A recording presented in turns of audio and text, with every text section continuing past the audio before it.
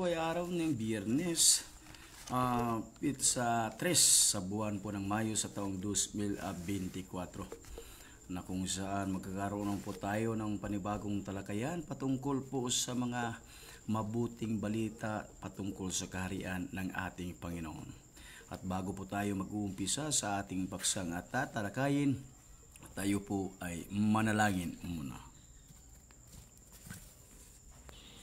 Ulaya po gumulan namigsansal sa langit bug lupa igdiyon sakit gunganan balaan mabugi nala batano binawad no namin lusaran sa glumbangan mindalanaan sa limpatagan nagulay nagdiwata ringgas na tagalilo manangi amik pasaylo maganjodak pasasibo burita iksayat ni talo sayapat na ni umbaba busagatab nami baal nami tamani nilang buwan pasasibuan damiron pasasingaran damiron narito ay ni panampat rito sa gulay na magbayad matanggasi na niglapintad.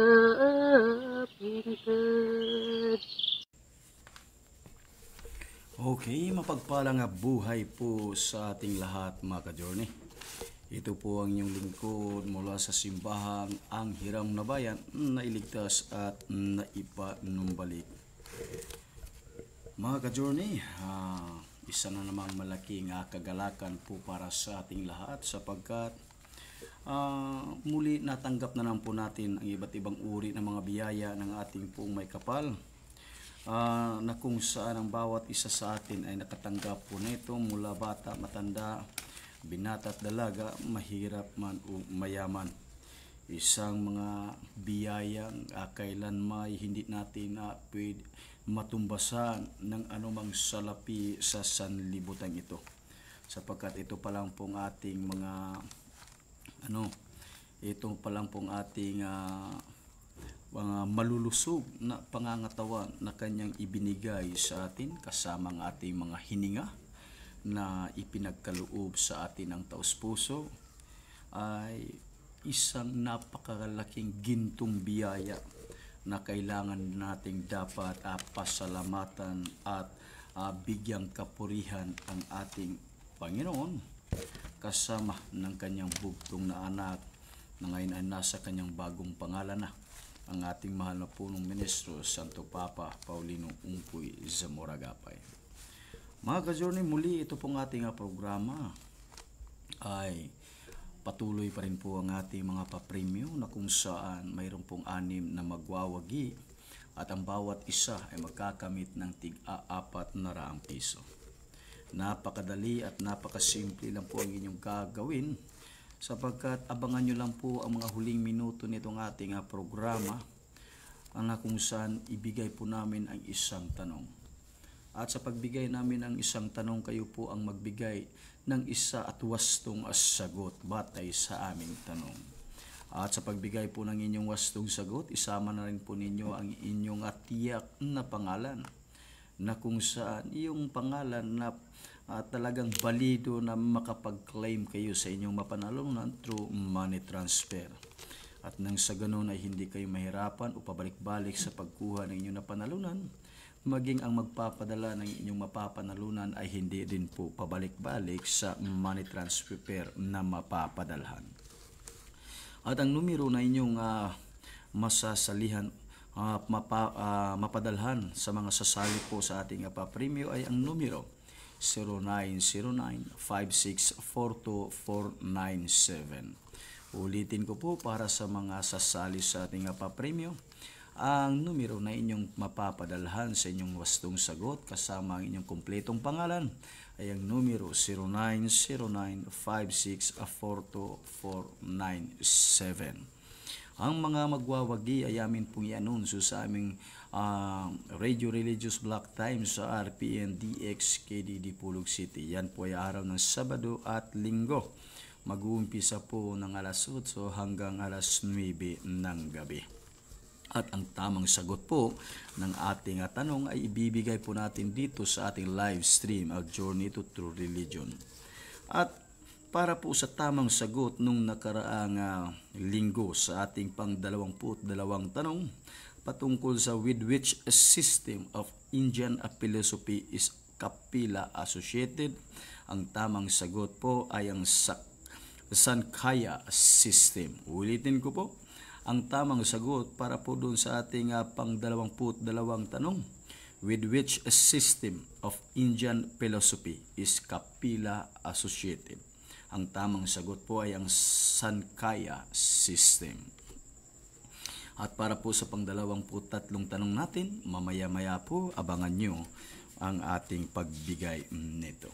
At maliban po sa ating pampremyo, lagi po namin ipinapaabot para po sa mga kaibayo nating mga simbahan dyan na taga-journey natin, taga-subaybay nitong ating journey to true religion.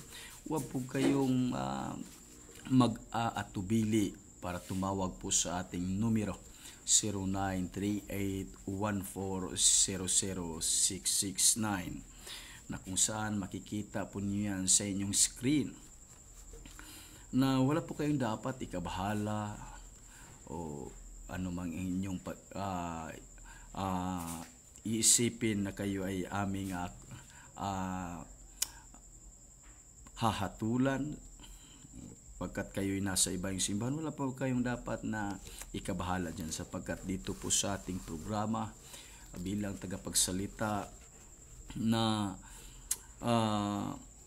inatang sa gawain ito sa ating mahal na punong Mineso Santo Papa Paulino Ungkoy sa Moragapay. Itong aming simbahan ay aming pinag-iibayuhan at pinagsisikapan na mai-apply din namin sa aming sarili ang kanyang mga katuruan na maging kayo'y aming pakinggan ng taos-puso.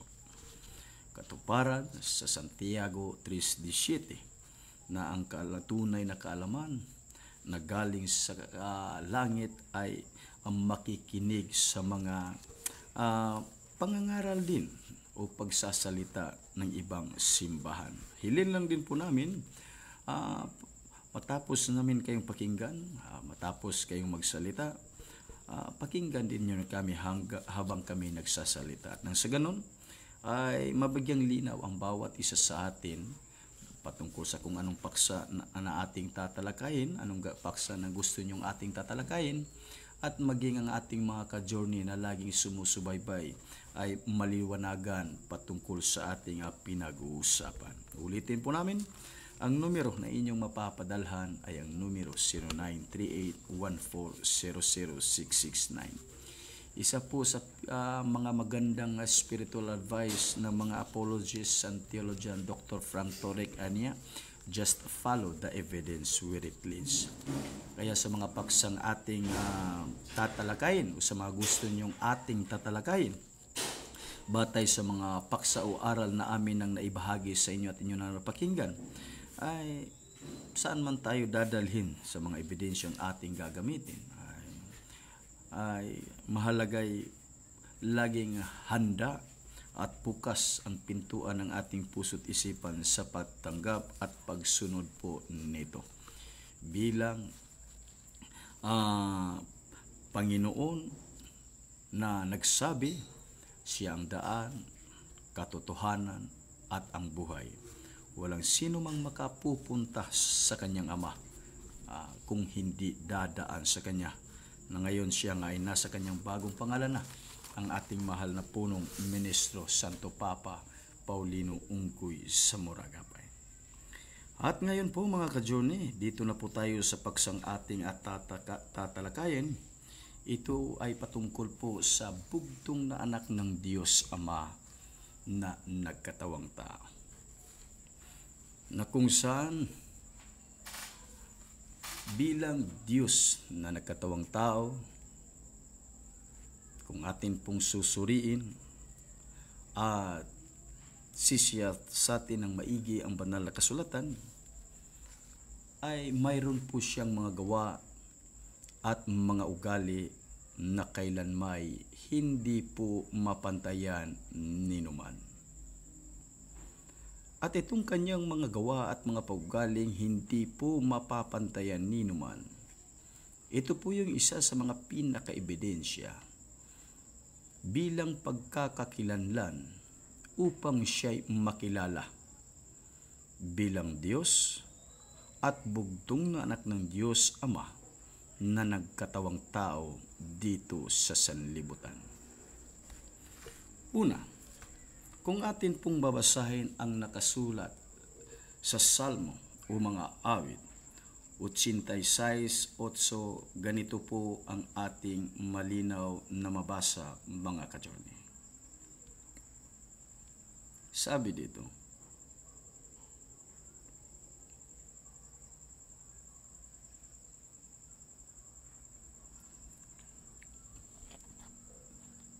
walang gaya mo sa gitna ng mga Diyos.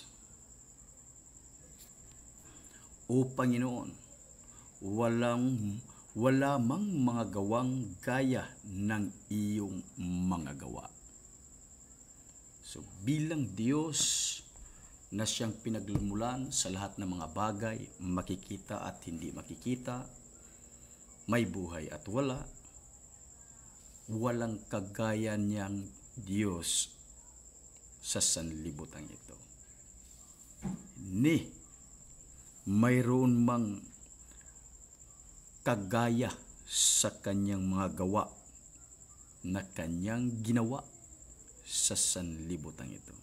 Sa makatuwid, bilang Diyos, may mga gawa siyang hindi kayang gawin ninuman.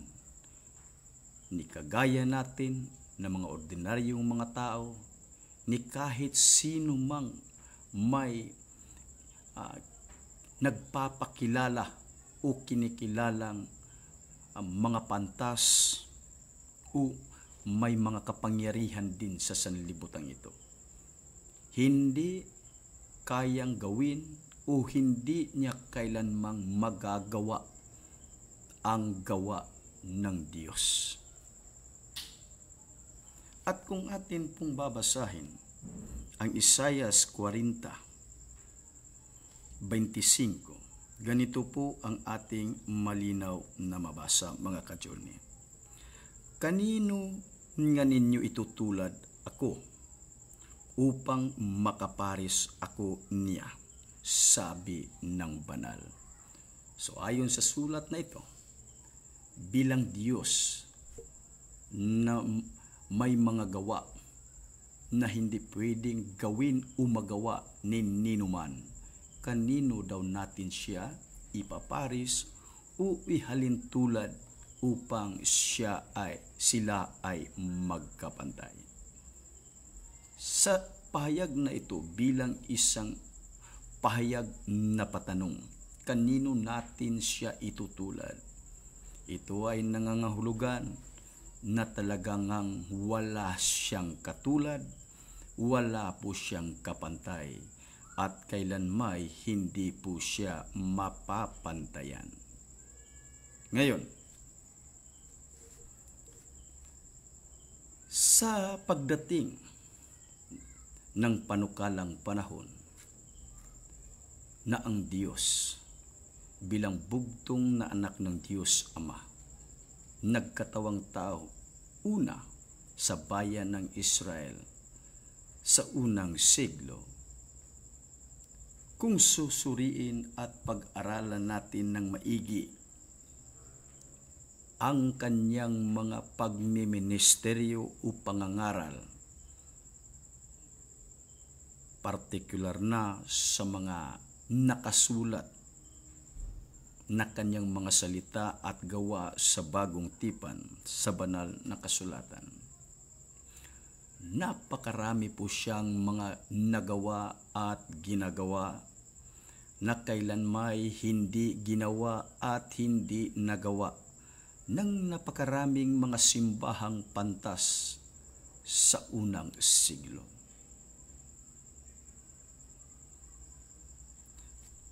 Kaya nga po, bilang bugtong na anak ng Diyos na nagkatawang tao, para sa mga nag-aatubili at nagdadalawang isip sa Kanya na siya ay pananampalatayanan, inihayag niya ng diretsahan. Kung atin pong babasahin sa Juan 14, umpisahan natin sa 8 hanggang 11. Ganito po ang ating malinaw na mabasa, mga ka-journey. Juan 14:8 hanggang 11, ito po ang ating malinaw na mabasa. Sinabi sa kanya ni Felipe, ito si Felipe po, mga ka-journey, isa sa naging kanyang mga tagasunod. Kaya nga lang, itong si Felipe, na kahit ito'y naging kanyang tagasunod, ay mayroon pa po siyang pagdadalawang isip. Ituloy po natin. Sinabi sa kanya ni Felipe, Panginoon, ipakita mo sa amin ang Ama, at sukat na ito sa amin. 9. Sinabi sa kanya ni Jesus, Malaunang panahon ako'y inyong kasama, at hindi mo ako nakikilala, Felipe? Ang nakakita sa akin ay nakakita sa Ama. Paanong sinasabi mo, ipakita mo sa amin ang Ama? 10. Hindi ka baga nananampalataya na ako'y nasa Ama, at ang Ama ay nasa akin? Ang mga salitang aking sinasabi sa inyo'y hindi ko sinasalita sa aking sarili, kundi ang Ama na tumatahan sa akin ay gumagawa ng kanyang mga gawa. 11. Magsisampalataya kayo sa akin na ako'y nasa Ama at ang Ama ay nasa akin. O kung di kaya'y magsisampalataya kayo sa akin dahil sa mga gawa ko rin. So bilang Diyos na may mga gawa na hindi pwedeng, na hindi magawa at hindi kayang gawin ninuman, nang ito ay nagkatawang tao,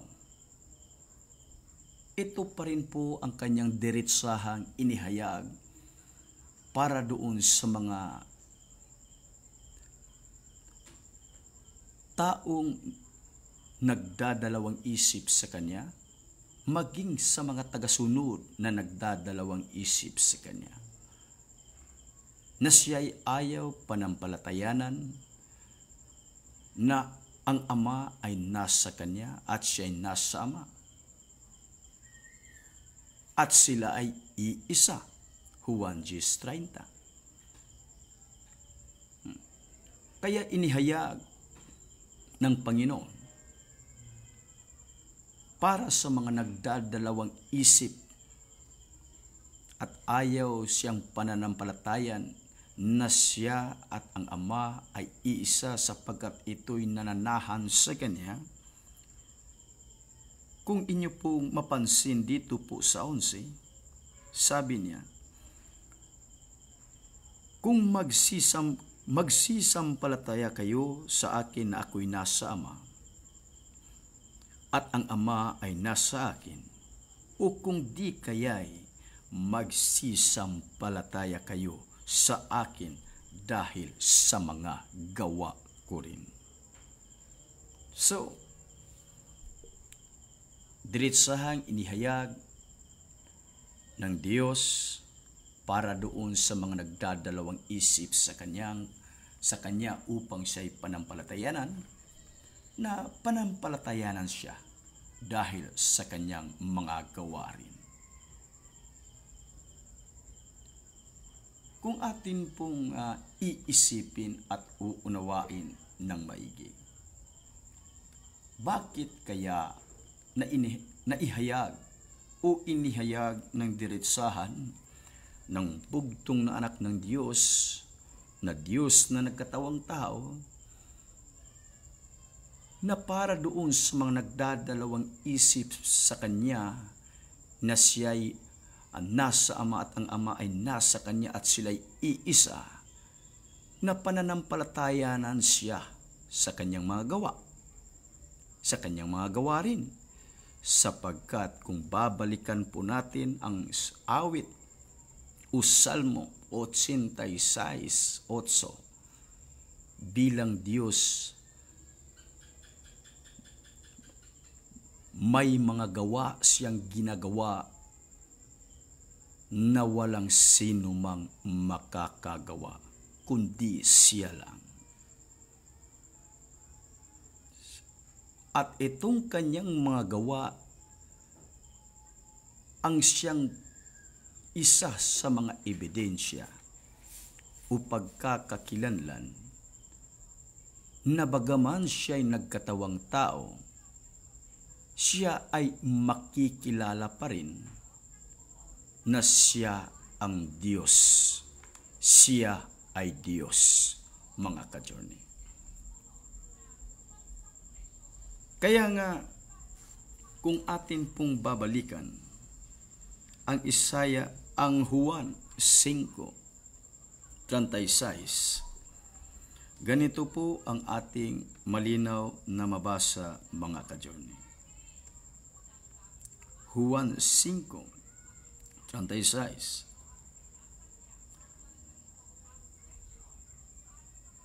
Sabi dito,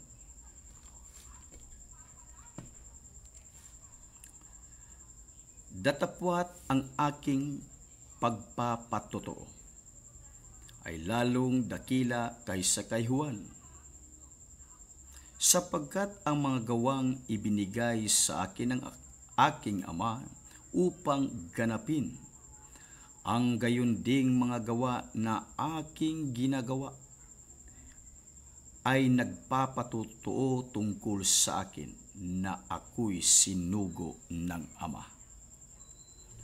So ang kanyang mga gawa na kanyang ginawa bilang bugtong na anak ng Diyos na nagkatawang tao, ito'y nagpapatotoo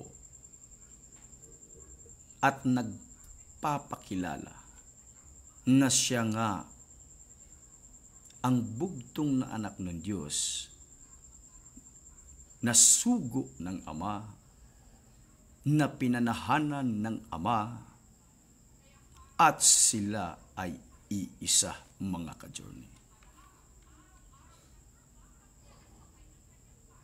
Kaya kung tayo po ang siyang naroon sa unang siglo, sa panahon na ang bugtong na anak ng Diyos ay nagkatawang tao at nangangaral,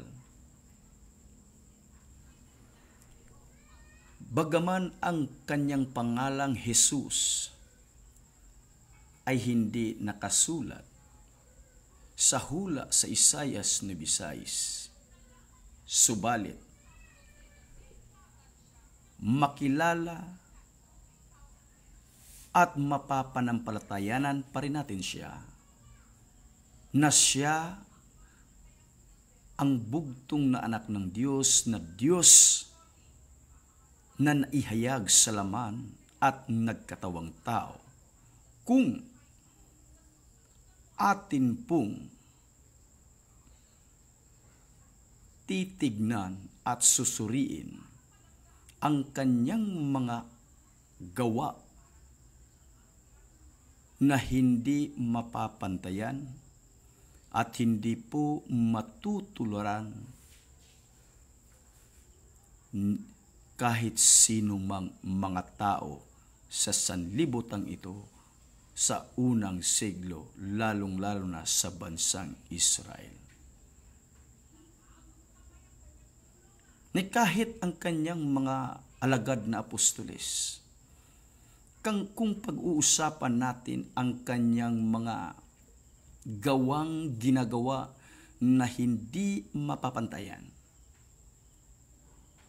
kahit ang kanyang mga unang 12 apostoles ay hindi po makakagawa nito sa aktwal nilang pamumuhay.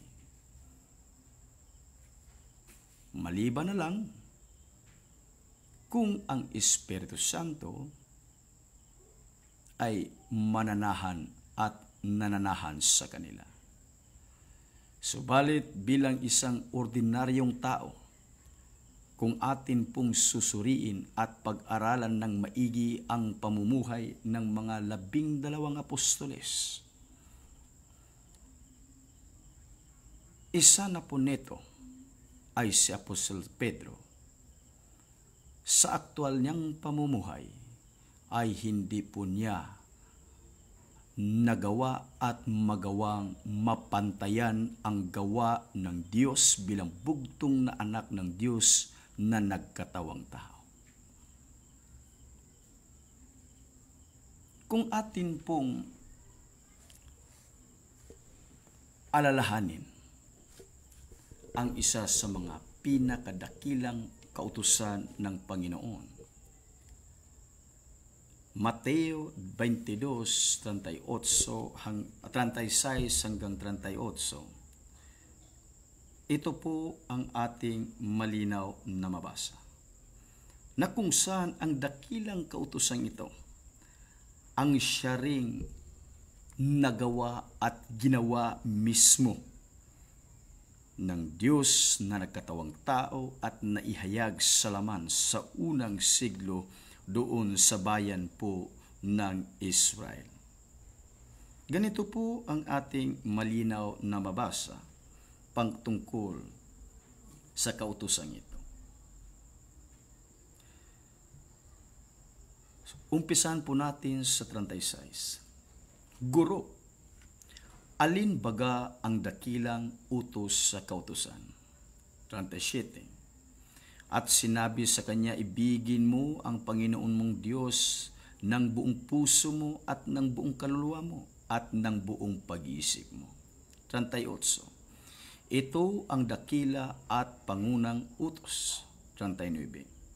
At ang pangalawang katulad ay ito, ibigin mo ang iyong kapwa na gaya ng iyong sarili. Sa dalawang utos na ito'y nauuwi ang buong kautusan at ang mga propeta. Sa pahayag na ito, bilang dalawang dakilang utos ng Panginoon na siyang kabuuan sa lahat ng mga kautusan, bilang Diyos na nagkatawang tao, ito po'y kanyang ginawa na walang pag-aalinlangan at buong katapatan na mayroon po talagang pag-ibig. Kagaya na lang po nung naganap ang pagpako sa kanya, na kung saan siya ay pumagitna at nasa gitna ng dalawang atulisan, na kung saan ang isang atulisan ay lagi siyang kinukutya at inalipusta at minumura, kasama ng mga sundalong nagbabantay sa kanila. Subalit kung atin pong matatandaan, dumalangin po ang Diyos na nagkatawang tao. Aniya, Father, forgive them for they do not know what they have done. Ama, nawasanay sila'y patawarin mo sapagkat sila'y hindi nila alam at hindi nila nababatid ang kanilang ginawa. So sa kanyang pagdalangin sa kanyang Ama, atin pong napag-alaman at madama sa ating kaibuturan, sa kailaliman ng ating puso, na kahit yung mga gumagawa sa kanya ng mga kasamaan, umaaway sa kanya, naroon pa rin po ang kanyang gawa na may pag-ibig. Wala talagang, hindi talaga kumupas, mga ka-journey. Itong klaseng gawang ito ay talagang ipinadama, ipinaalam ng Diyos na nagkatawang tao sa atin na talagang hindi siya mapapantayan at ang gawang ito'y hindi magawa ninuman. Sapagkat kahit mismo ang isa sa kanyang mapagmahal at minamahal na tagasunod na apostolis na si Apostol Pedro, kung atin pong babalikan ang kaganapan sa Mateo 26:52,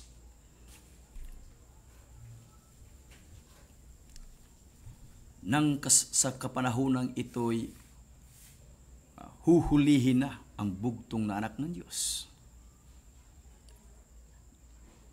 Ganito po ang ginawa ni Apostol Pedro. Umpisahan natin sa 51.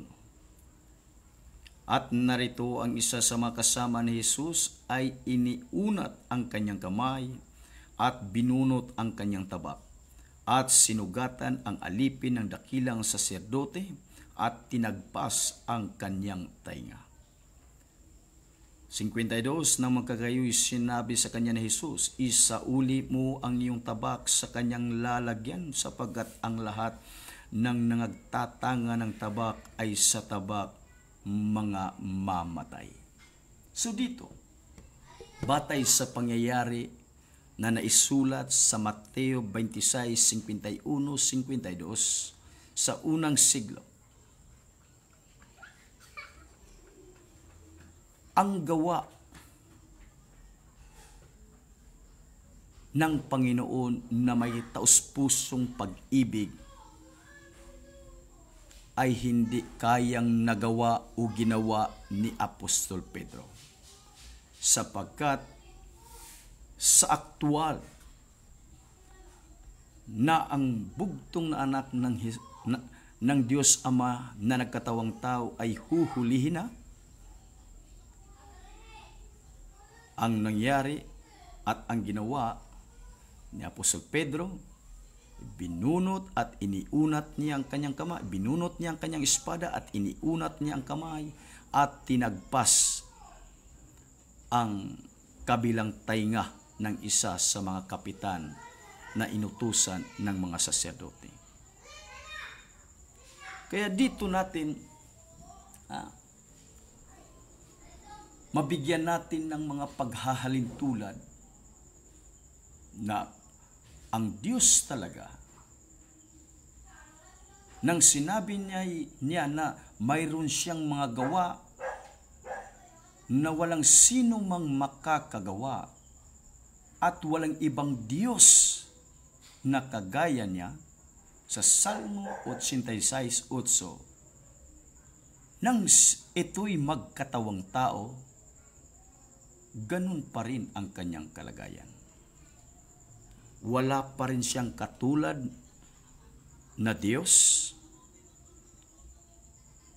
at mayroon pa rin siyang, naroon pa rin ang kanyang mga gawa na walang sino mang makakagawa sa aktwal na pamumuhay sa sanlibutan na ito. Kaya uulitin ko po, Kung tayo ang siyang naroon sa unang siglo sa bayan ng Israel, kung susundan natin ang pahayag ng Panginoon na pananampalatayanan siya sa pamamagitan din ng kanyang mga gawa, hindi po tayo malilihis sa landas ng katotohanan sa pagkilala sa kanya bilang bugtong na anak ng Diyos na nagkatawang tao.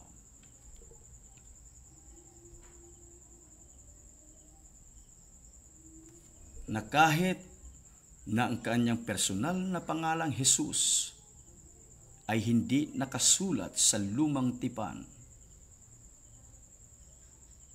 makilala at makilala pa rin natin siya na kahit siya'y nagkatawang tao, sapagkat ang taong ito ay bitbit niya, dala-dala niya ang mga gawa ng Diyos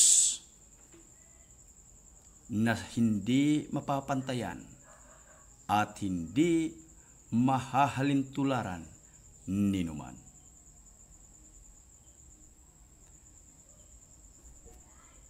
Kaya kung babalikan po natin ang isa sa mga pahayag sa NIV Study Notes, what is God's name? God's name is a symbol of His character and nature as a God.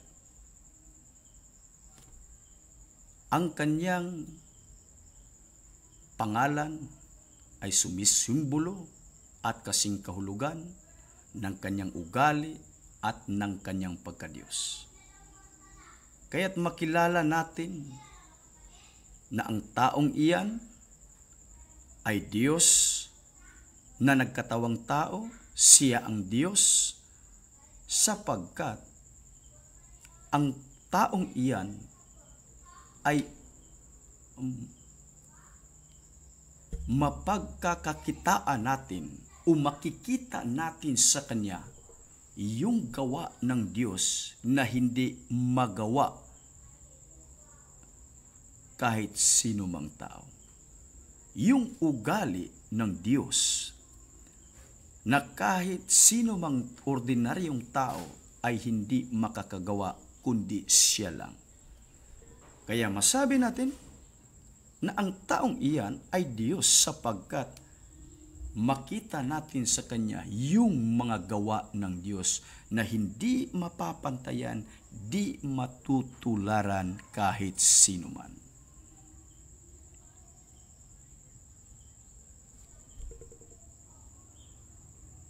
Kagaya po ng nangyari sa bugtong na anak ng Diyos nang siya'y unang naparito sa sanlibutan sa unang siglo sa bansang Israel. At patungkol sa kanyang mga gawa na hindi kayang gawin sa aktwal na pamumuhay kahit sino mang tao at kahit sa kanyang mga banal na apostoles, ay napakarami po mga ka-journey. Napakarami. Kagaya na lang po ng pagpapatawad. Alam nating lahat ng Diyos ay mapagpatawad. At bilang Diyos na mapagpatawad, nang siya'y pumarito sa sanlibutan at nagkatawang tao, nananatili pa rin sa kanyang ugali, nanatili pa rin sa kanyang mga gawa ang isang gawang at ugaling mapagpatawad. At kung atin nga pong babasahin ang Mateo 18:19-21-22, isa sa kanyang mga taga-sunod na si Apostol Pedro pa rin po ay nagtanong sa kanya. 21-22, ganito po ang ating mabasa sa Mateo 18. Sabi dito, nang magkagayoy lumapit si Pedro at sinabi sa kanya, Panginoon, makailang magkakasala ang aking kapatid laban sa akin na siya'y aking patatawarin. Hanggang sa makapito, 22. Sinabi sa kanya ni Jesus, hindi ko sinasabi sa iyo na hanggang sa makapito, kundi hanggang sa makapitumpung-pito. So batay sa tanong na Apostol Pedro sa Panginoong Hesus ay makapito para sa kanya. Makapito ba? Balit sinabi sa kanya ng Panginoon, hindi ko sinabi sa iyo makapito, kundi makapitumpung-pitong beses. So sa aktual na pamumuhay, ang bugtong na anak ng Diyos, sa bawat mga taong nagkakasala sa Kanya, sa bawat taong nagkumagawa ng kapahamakan sa Kanya, ng aalipusta sa Kanya, sa aktual niyang pamumuhay, hindi lang makapitong ulit niya pinagpapatawad, kundi, aniya, makapitumpung-pitong beses. At ang makapitumpung-pitong beses na ito, pag ito ay maubos, ibinabalik na naman niya sa umpisa. Sapagkat ang pagpapatawad nga ng Panginoon ay wala pong hangganan, walang katapusan, lalong-lalo na po para doon sa mga tao at mananampalatayang kumilala sa Kanya at humihingi ng taos-pusong kapatawaran. Maliban lang doon sa mga tao na ayaw talagang kumilala sa Kanya, ibang usapan na naman yan. Ang bagsak niyan ay doon na sa mga paghatol. Pero, para doon sa mga tao at sa mga mananampalatayang taos-puso lang bumabalik sa Kanya at taos-pusong humihingi ng kapatawaran sa Kanya, ang Kanyang kapatawaran ay wala pong katapusan. At kung babalikan nga po natin yung sa panahong siya'y ipinako na sa krus. Nang siya ay nagkatawang tao, ipinako sa krus. Nang siya ay humingi at dumalangin sa kanyang Ama, atin pong madama sa ating puso na sa aktual na buhay, para doon sa mga taong lumaspastangan sa Kanya, umapi, nagpahamak sa Kanya, naroon pa rin ang Kanyang pagpapatawad. Kung maalala nga po natin yung isa sa mga tulisan, yung isa, dalawa yun eh. Pareho silang magnanakaw. Yung isa, panay pang alipusta, panay pang lalait sa kanya. Pero yung isa, mga ka-journey, nagpakumbaba siya eh. Hindi niya tinularan yung isang magnanakaw na panay panglait kay Panginoong Hesus. Bagkus siya ay nagpakumbaba at humiling siya. Panginoon, pagka ikay naroon na sa iyong paraiso, nawa naman sana'y huwag mo akong kalimutan. Ang mga salitang iyon, kung ating damhin sa ating puso't isipan, ating madama na ang tulisang iyon, sabay ng kanyang pagpapakumbaba, inamin niya na siya ay nagkasala. Ibig sabihin, sa kanyang puso't isipan ay mayroon siyang paghingi ng kapatawaran sa Diyos. Kaya anong nangyari? Sinabi ng Panginoon, ngayon din, isasama kita. So, nang sinabi ng Panginoon na isasama siya, anong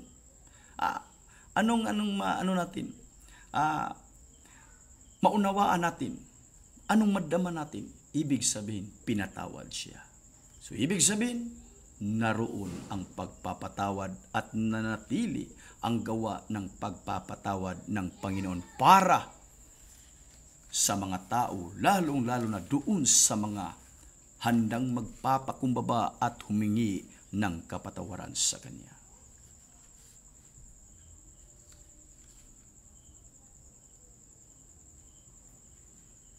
Kaya, makilala talaga natin siya. Kung babalikan naman natin yung kaganapan ni Apostol Pedro, sa aktual na iniunat, binunot niya yung tabak. Anong maramdaman natin? Anong maunawaan natin? Hindi napatawad ni Apostol Pedro yung kapitan kasi laglag yung kabilang tainga niya eh. Hindi niya napatawad. Sabi pa naman ng Panginoon sa kanya, makapitumpung-pitong ulit. So ating mauunawaan na sa kaganapang iyon batay sa pahayag sa Mateo 26:51-52 nang binunot ni Apostol Pedro at iniunat ang kanyang kamay at tinagpas yung tainga ng kapitan, hindi niya napatawad. Pero ang Panginoon, kahit nakadipa na siya sa krus sa kahoy, ang ginawa niya ay pinatawad pa rin niya. So hindi talaga siya mapapantayan. Kaya makilala talaga natin siya. Kung titignan, suriin lang natin ng maigi ang kanyang mga gawa, makilala at makilala talaga natin siya at mapapanampalatayanan talaga natin siya. Na siya ang Diyos na kahit ito'y nagkatawang tao. Patungkol sa mga gawa na hindi mapantayan, gawa ng Diyos na nagkatawang tao na hindi mapantayan, napakarami pa po, napakarami. At sa oras na ito palang dalawang mga gawa ng Panginoon na batay sa nakasulat at sa realidad na pamumuhay ng Diyos na nagkatawang tao at kasama ang kanyang mga apostoles, makilala natin siya. Maibigin kahit doon sa mga umaaway sa kanya at hindi kumukupas, nanatili at nanatili pa rin. Mapagpatawad siya para sa mga tao at mananampalatayang handang humingi ng pagpapatawad sa kanya at magpakumbaba ng taos-puso sa kanya. Nito'y nanatili pa rin sa kanya, mga ka-Johnny. At dahil dito, mga ka-Johnny, nitong mga huling araw, kaya namin naihayag sa inyo ng taos-puso na walang pag-alinlangan, bukal sa aming kalooban, walang pag-iimbot, buong katapatan, kasama ang pag-ibig. Na ang Diyos, na bugtong na anak ng Diyos Ama ay nagbalik na at mayroon na nga po siyang bagong pangalan, katuparan sa kanyang pahayag sa Apokalipsis 3:12. At ang kanyang bagong pangalan po ay wala pong iba kundi ang ating mahal na punong ministro, Santo Papa Paulino Ungkoy Zamora-Agapay. Nakilala at kinilala namin siya bilang pangalawang ebidensya. Una, dahil sa special revelation na ipinagkaloob niya sa amin. Pangalawa, dahil nitong kanyang mga gawa na hindi nagawa at magagawa kahit sino mang taong kinikilala o makapangyarihan sa sanlibutan ito. Na ang gawa ng Diyos nang ito ay nagkatawang tao una sa bayan ng Israel, aming nakita, aming nasaksihan, aming napakinggan ng taos-puso sa salita at sa gawa nang siya ay magkatawang tao.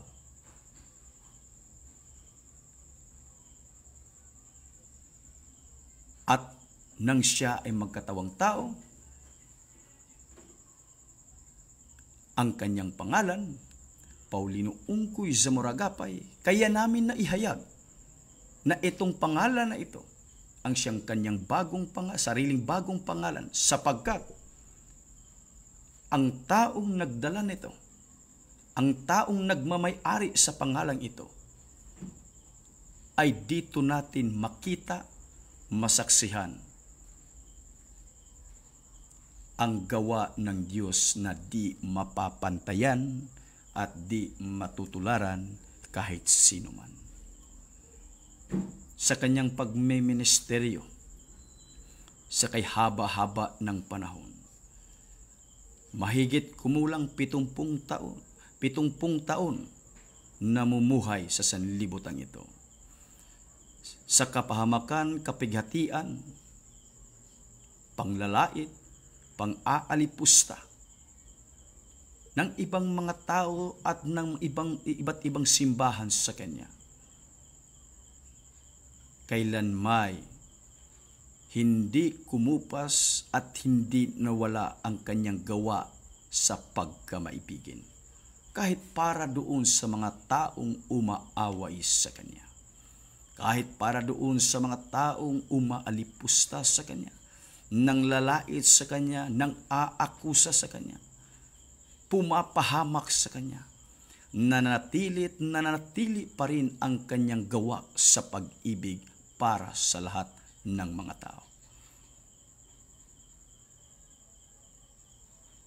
Hanggang sa panahong dumating na siya ay nakatakda ng bumalik sa luklukan ng Kanyang Ama upang umupo sa kanang bahagi nito bilang tagapamamagitan natin at sa Kanyang Ama. Nanatili pa rin ang Kanyang mga gawa sa pagkamaibigin ni kahit sa mga umaaway sa Kanya. At patungkol po sa Kanyang pagiging isang mapagpatawad, nanatili pa rin po ito sa Kanya. Amin pa rin pong nakita, naramdaman, nasaksihan na talagang siya ang Diyos, sapagkat sa aktual niyang pamumuhay na ginawan siya ng mga masasama,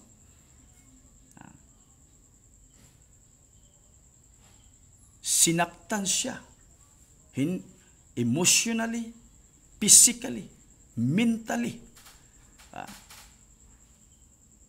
naroon pa rin po ang Kanyang pagpapatawad, lalong-lalo na para doon sa mga taong handang magpakumbaba at humingi ng kapatawaran sa Kanya. Alam niyo po, marami kaming naging mga kapatid ngayon sa naging kaanib sa simbahang ito, na sa awa po ng Panginoon, gabay ng ating Panginoon sa Kanyang bagong pangalan, ang ating mahal na punong ministro Santo Papa Paulino Ungkoy sa Moragapay, karamihan na rin po sa kanila ay taos pusong nagbago na dati sila'y mga gumagawa ng kasamaan, mga iba't ibang uri ng mga kasamaan, na lumapit sa Kanya, na nagbalik loob sa Kanya, sumurrender sa Kanya, humingi ng kapatawaran, at sa awa po niya sila na may pinagbigyan at pinatawad. At para doon po sa mga ibang mga mangangaral sa ibang simbahan, na habang siya'y nangangaral, nilalait, inaakusaan, minumura, inaalipusta siya, subalit naroon pa rin po ang Kanyang pagpapatawad na walang hanggan. Kaya sa dalawang uri pa lang ng mga gawang ito na Kanyang ginawa nitong mga huling araw na aming nasaksihan, ito pa lang po'y naging ebidensya na, nagpapakilala na siya nga talaga ang bugtong na anak ng Diyos na nagkatawang tao at nagbalik na nitong mga huling mga araw. At ang Kanyang pangalan, Paulino Ungkoy sa Moragapay, ang Kanyang sariling bagong pangalan, katuparan sa Apokalipsis 3:12, na kung saan siya rin po mismo ang siyang naghayag na darating ang panahon na siya ay magkaroon ng sariling bagong pangalan. Na kung saan ang pahayag niyang ito'y naisulat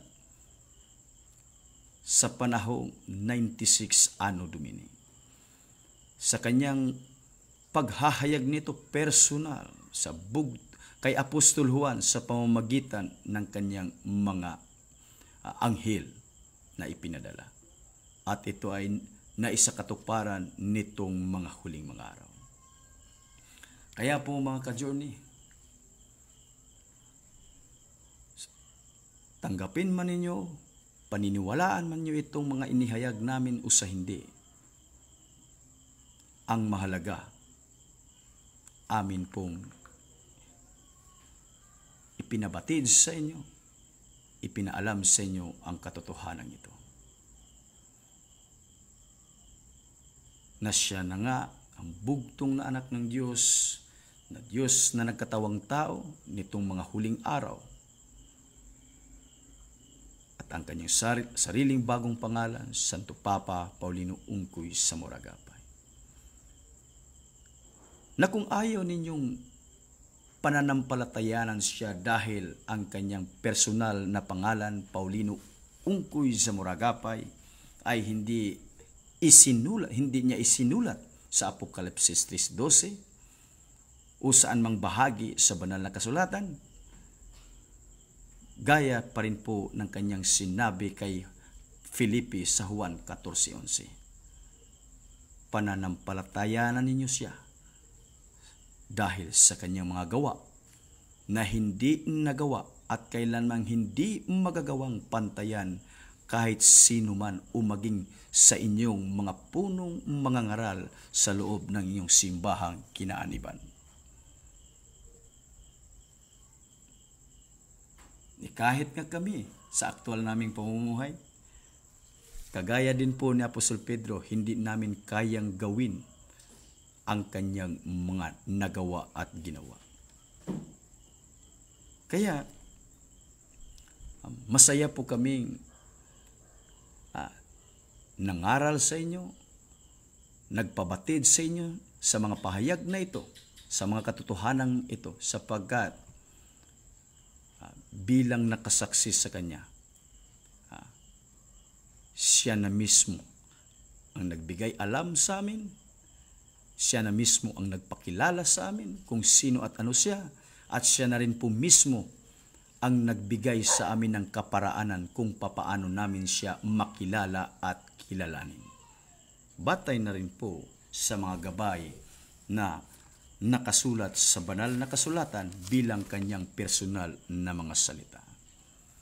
Kaya kung kayo'y may mga pag-aalinlangan, patdalawang isip, ulitin po namin sa lahat ng aming mga religious program, lalong-lalo na po sa mga radio religious program na inyong napag-alaman, mangyari lang po na tumawag kayo sa mga numero na pinagmamay-arian ng mga speaker at ng mga angkor sa aming programa. At nang sa ganun ay mabigyang linaw ang inyong pinagdadalawang isipan at maliwanagan ang bawat isa sa inyo patungkol sa katotohanan ito na isa sa mga pinakamabuting balita patungkol sa kaharian nating Diyos na ngayon nga dito na ganap na isakatuparan sa bansang ating pinakamamahal, ang bansang Pilipinas. Katuparan sa Isaias 24:15. Sa ngayon hanggang dito na lang po muna tayo mga ka-journey at ibigay na po namin sa inyo ang pang-23 tanong. What is Sankaya system? Ulitin ko po para po sa pang-23 tanong. What is a Sankaya system? Ang numero na inyong mapapadalhan ay ang numero 0909-5642-497.